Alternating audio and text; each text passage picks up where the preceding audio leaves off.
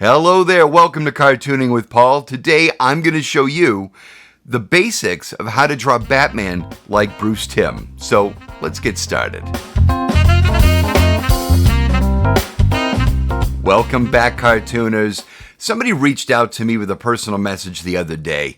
He was confused over the thought process on how to draw Batman, all the ins and outs of drawing a superhero character to proportion and how to position them, the line of action. So we're going to cover all of that right now in a very condensed masterclass on how to draw Batman and those characters in Bruce Timm's style. So hopefully I don't screw this up. Let's dive in. Here, let's just quickly go over how to draw Batman's head. We've got a circle, right? Nothing too fancy, just very lightly drawn so that you can erase lines later. And we're going to draw him to the side. I've demonstrated this a few times, but we're really going to just slow down and take our time with it. So I've got this vertical axis facing this way. The horizontal axis will go right across the center, okay? Now, I'm going to take this measurement with my finger and my thumb. This is the circle shape, right? I'm going to bring that down to that horizontal line. And that's where I know where the chin's going to go. Nice and simple. But now, this isn't his full cranium.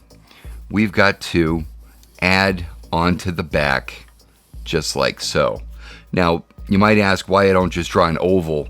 I like to make sure that it's accurate. So I start with the circle and I come out. Now, not everybody does it this way, but I find I am most accurate when I do it just like this. So we've got a chin shape, right? So the chin shape, I'm going to turn that into a rectangle, just like so. And then I'm going to bring up his jawline like that.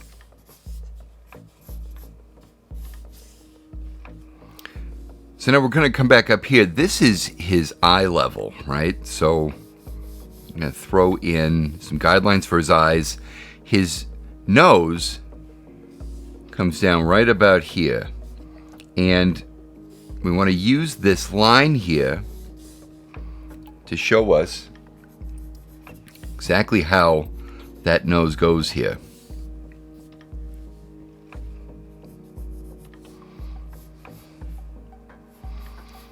And then we're going to come up like that, right into the jaw.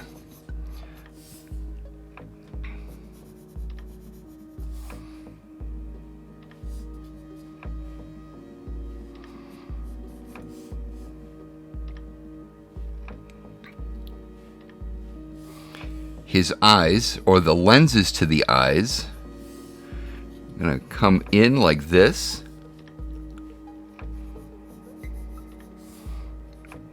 And then up like this. Now, depending on his expression, these eye lenses also move with the expression. So if you want to make him look like he's furious at somebody, those eyes will close a little. He does have shocked expressions. These lenses need to be very readable on the screen, and they need to be readable fast. So they didn't worry about keeping these lenses stationary. They are very expressive. And then we're going to come out here with a cheekbone,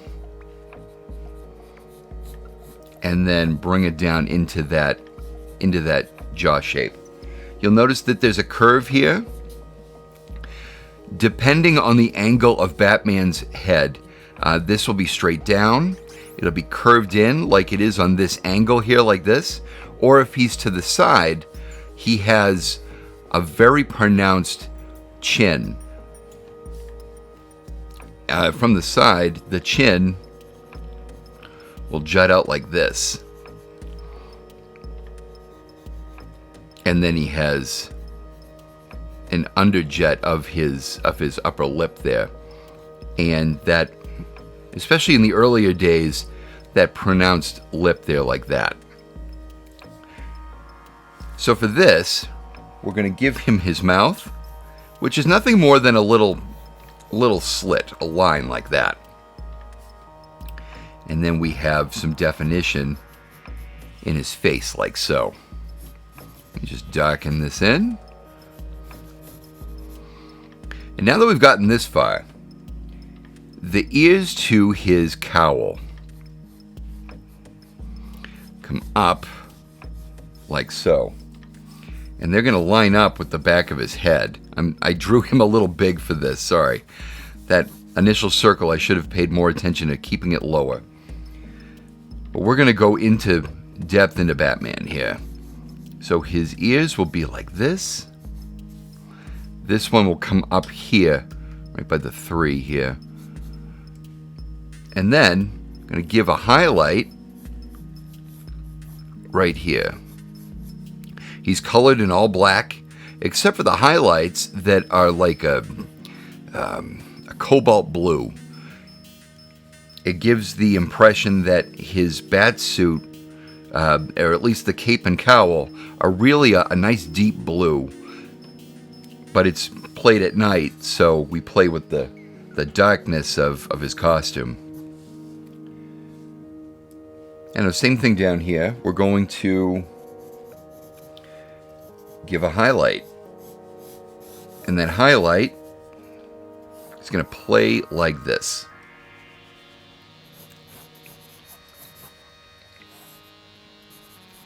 It lets you show definition without showing too much. It keeps everything nice and simplistic.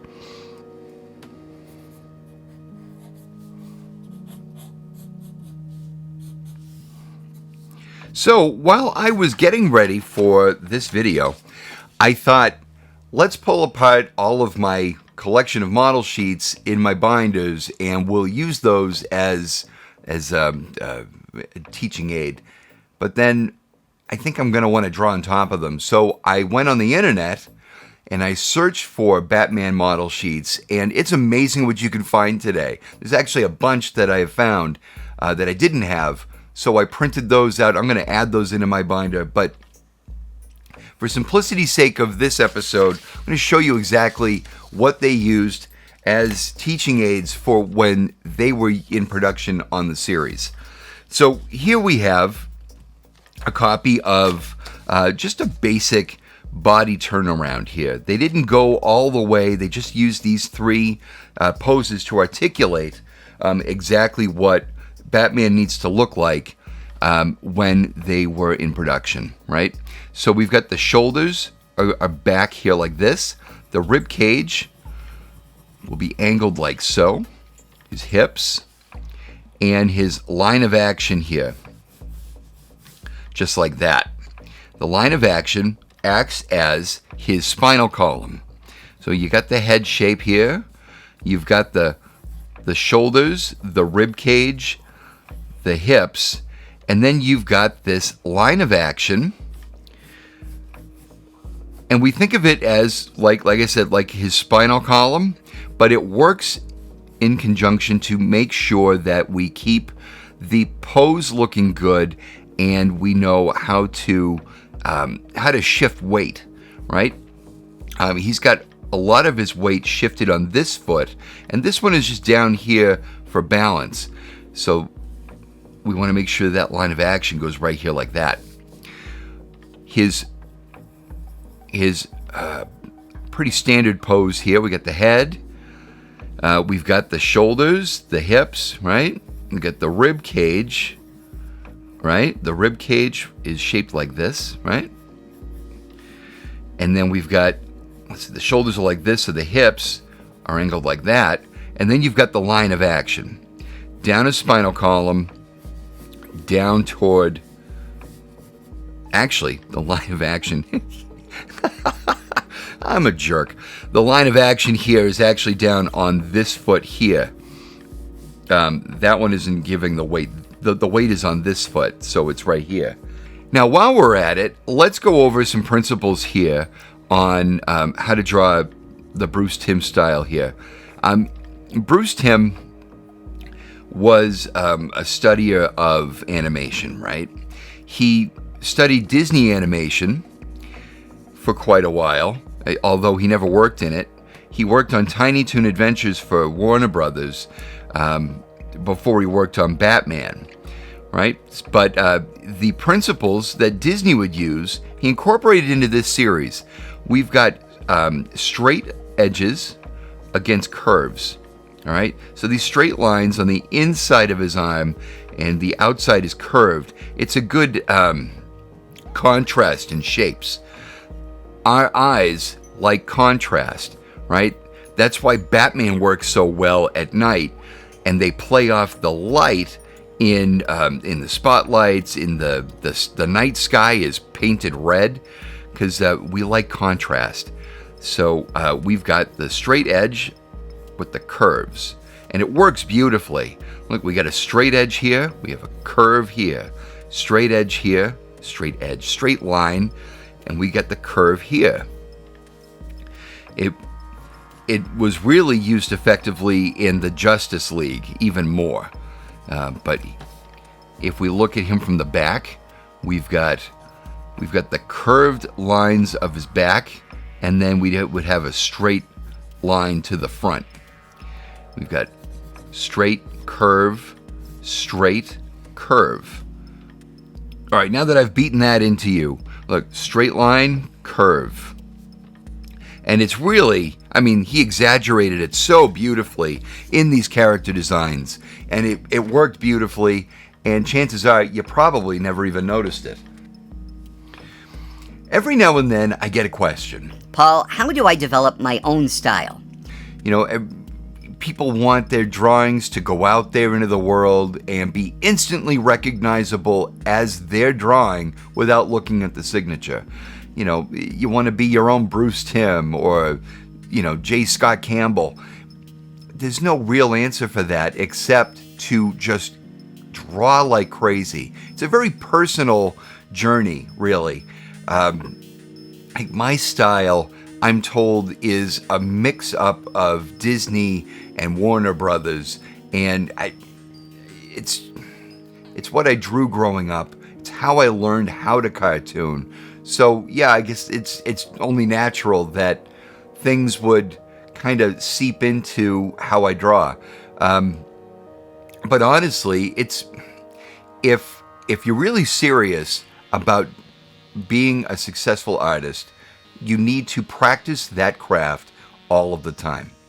And if you think you've practiced enough that day, pick up that pencil and continue drawing. You know, don't let it interrupt, you know, with your daily life, but you need to draw. I'm always drawing. If I don't have a sketchbook on me, you know, a scrap piece of paper or the back of wrapping paper is suitable for, you know, sketching and just you know, getting ideas out.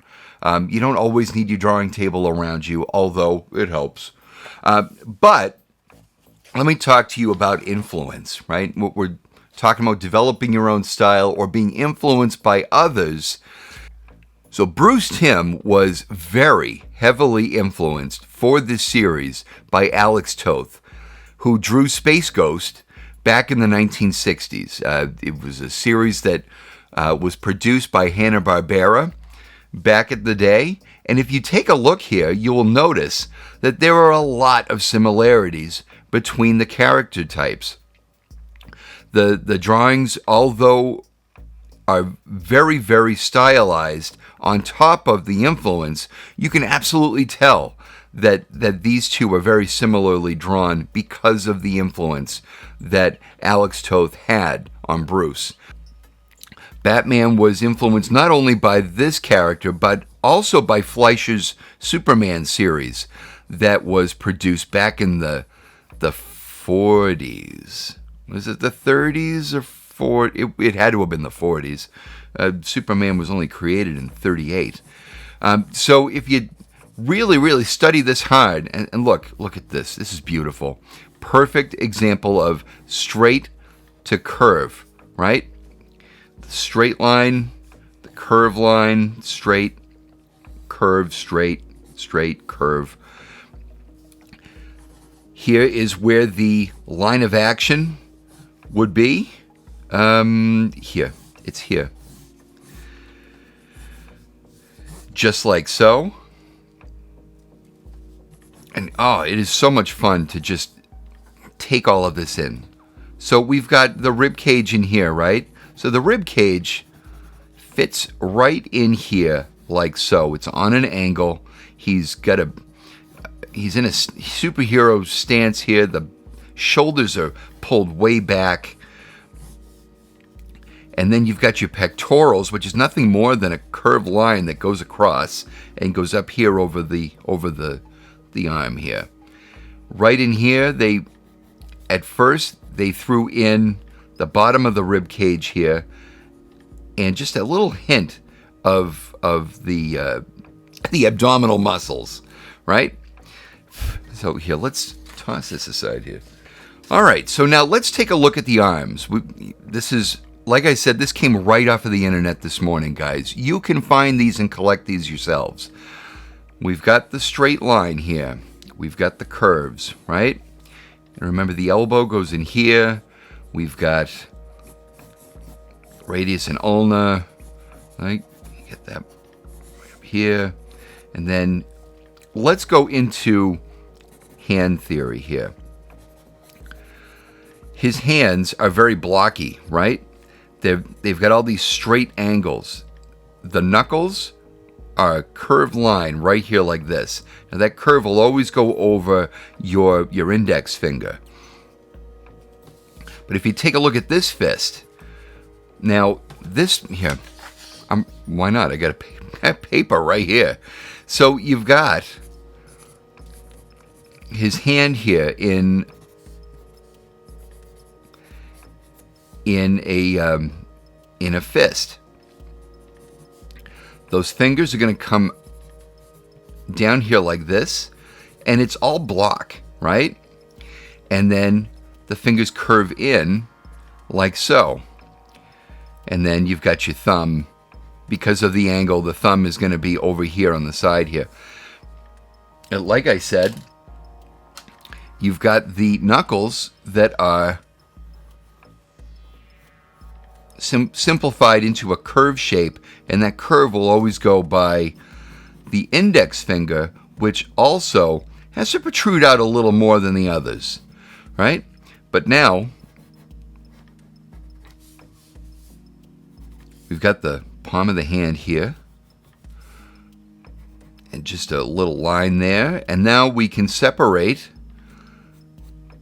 the rest of this block into 3 fingers because that index is over here, and the thumb. But he never forgets that it's blocked out, so it looks like that. And then you've got the arm that comes off of it. If you're going to draw it from this angle, now you guys may remember I was getting kind of lazy with my hands while doing superhero drawings. I was just kind of falling into a trap, right? So I went back to the basics, and I grabbed my model sheets, and I studied hands, went through my anatomy books. You're never done learning. Ever. Ever, ever, ever. So this is going to be on an angle, okay? So we've got our fingers, like so. And we got our thumb that will tuck in like so. But we've got a rectangle here. Of course, at the angle, it comes in for the wrist. We've got the fingers folding in. We'll just separate them like that and protrude that index finger out a little bit more than the others, because that's how our anatomy works. And then darken it in.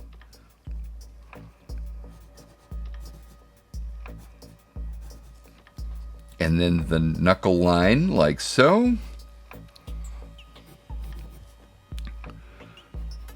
Now, I'm not saying to oversimplify this makes it easier. It sometimes does. but it takes a lot of practice. Like, that's not a perfect hand, but it's getting there, right? We take this fist, right? It is a rectangle.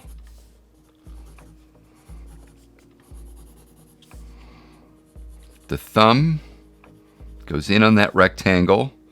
We've got the fingers that are bent in. We can separate those in quarters. And then just remember to go back to that index finger and push it out a little bit more. And then there's the knuckle line. But just like with Mickey Mouse, this oversimplification of shapes can make it all the more difficult to keep it looking nicely. Here, we'll take this open finger stance, right? Here, bring it closer here. So we've got the rectangle, but now we're doing the inside of the palm. The outstretched fingers, right? Why am I curving it like this? Because this finger's the shortest. So I give it a nice curve like that. And then I can separate the fingers like this. If you need to make sure that you keep them nice and even, you could always, separate this into quarters and then just remind yourself that of the finger lengths.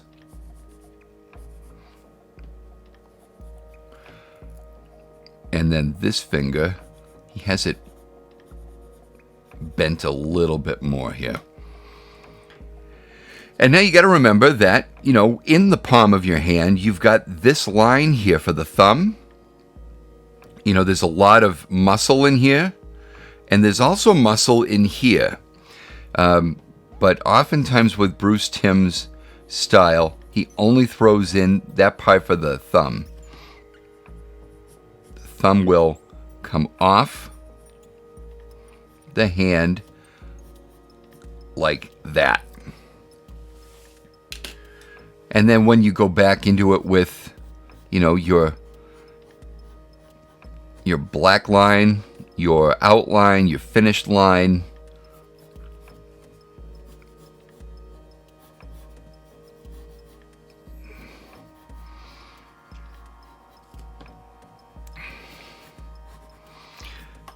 now, when I do my production drawings and I need to do the underdrawing, if I don't use the very light gray line, I'll use a blue line. I'm using red right now because it'll show up better on the page.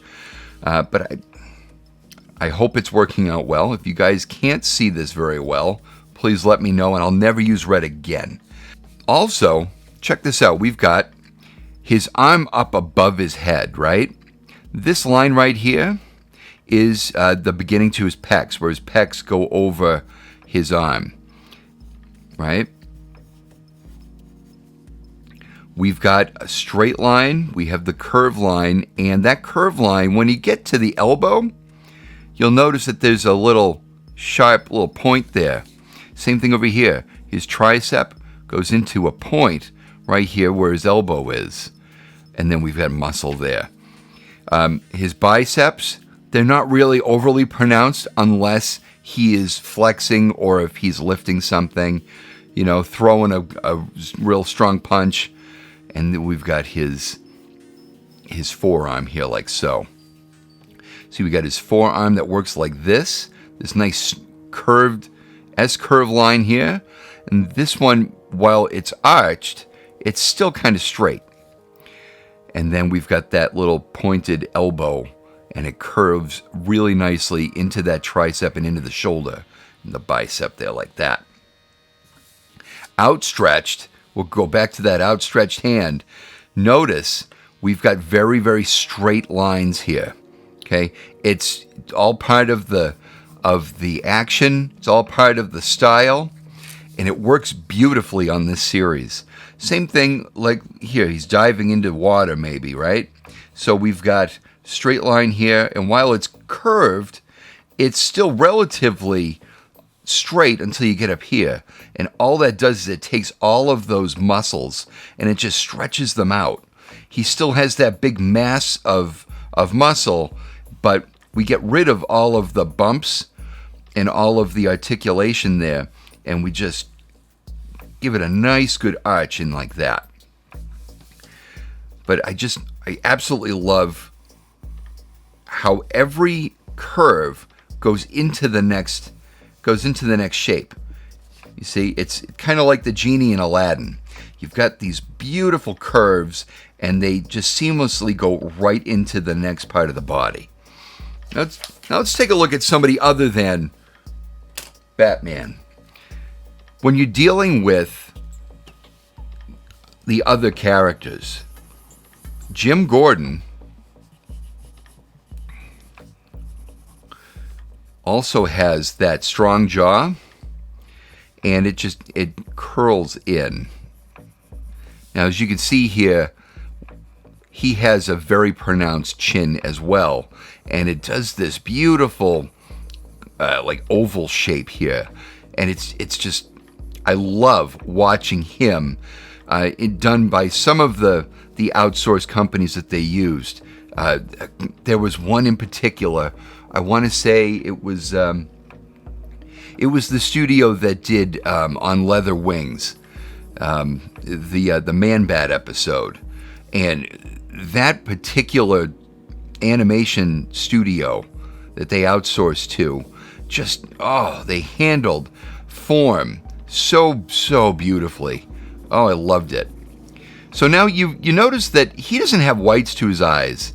He has that just beady-eyed shape to those eyes. They didn't use it with everybody. They used it, I would say they used it maybe half of the time. Kind of like the old Hanna-Barbera days where, Fred would have white eyes, but Barney would have just the black ovals. Well, it works beautifully, but you don't want to overdo it. Sorry about the lawnmowers. As soon as I started filming, the lawnmowers show up. It's awesome. Now you'll find you only see Commissioner Gordon's mouth when he's talking, when he's opening the mouth. It's covered by this big fluffy mustache.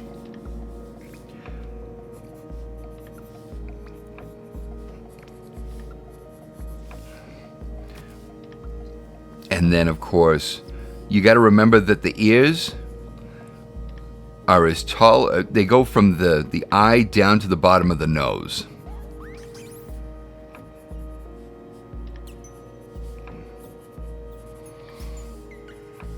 And then he's got that cool swoop of hair.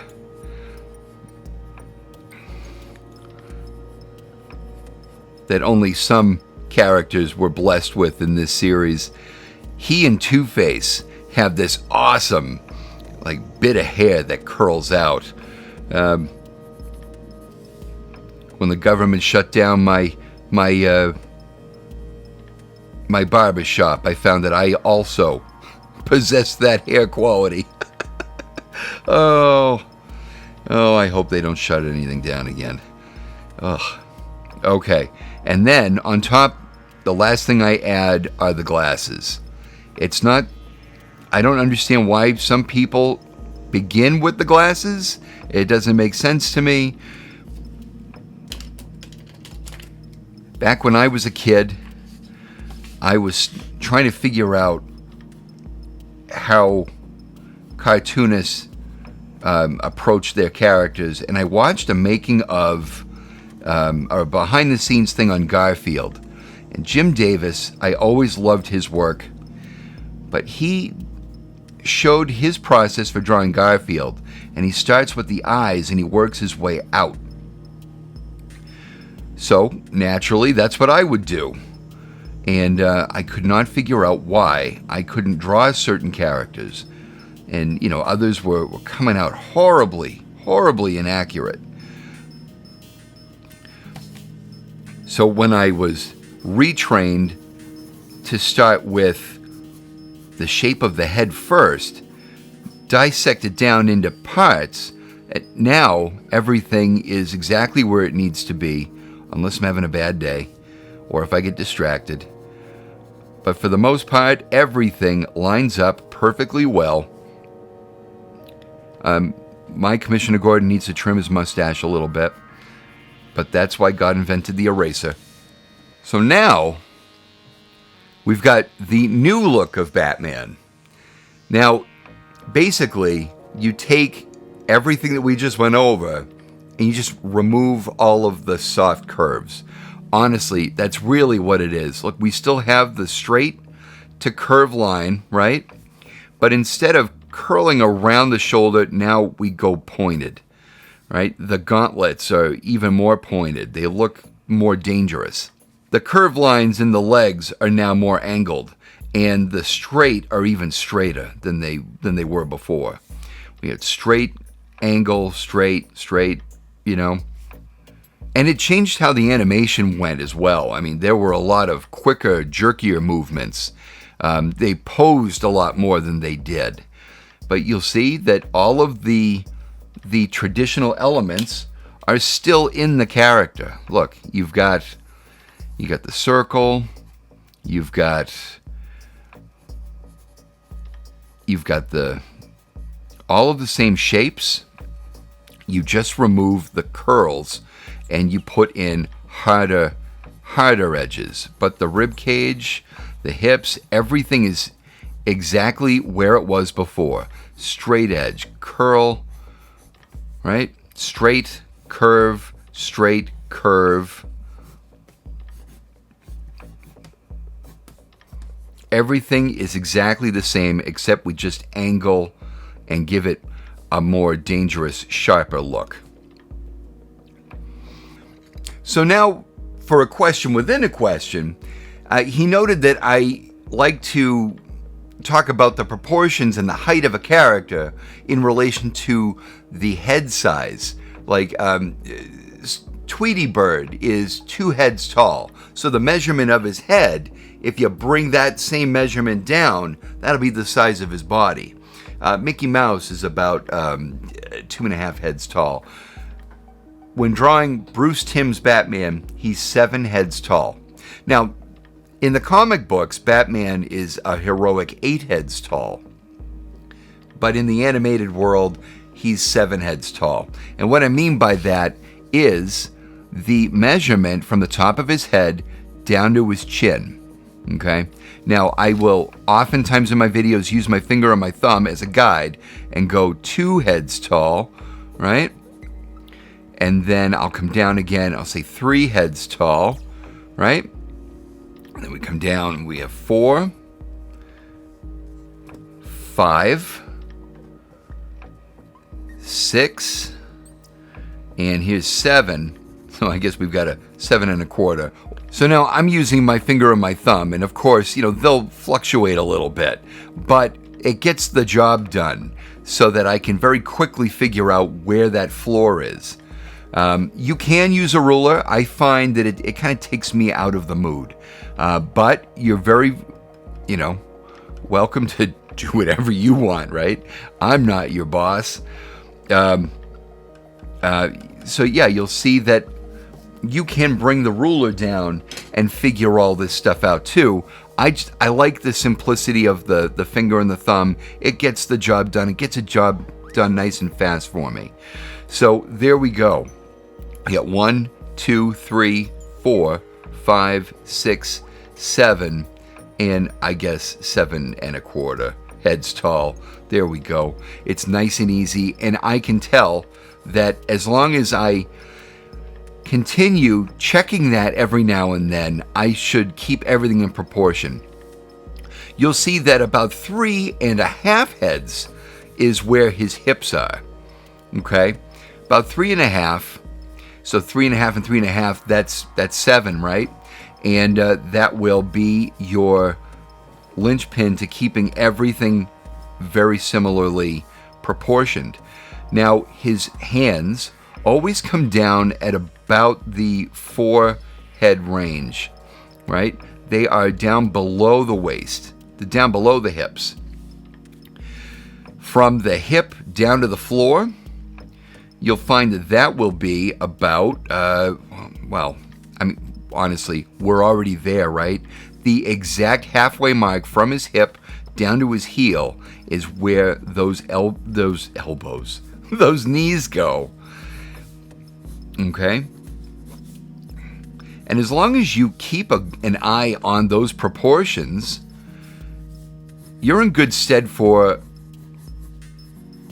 figuring out all of that anatomy nice and fast without getting too hung up on keeping everything realistically proportioned. Because we're not really worried about realism here. This is an animated series. What we want to do is make sure that he looks the way he's supposed to look. He's supposed to look to model. He's supposed to look like Batman, right? So we just kind of keep a cartoon caricatured version of all of his proportions, and it does the trick. And there you have it, guys. Those are at least the basic fundamentals of getting you started in how to think more along the lines of how that production crew had to when starting off in 91 and 92. It'll at least give you that springboard. Don't forget the straight lines to the curves. Don't forget to keep those proportions kind of in line, but stay nice and loose. Have fun with it. And until next time, we'll see you later.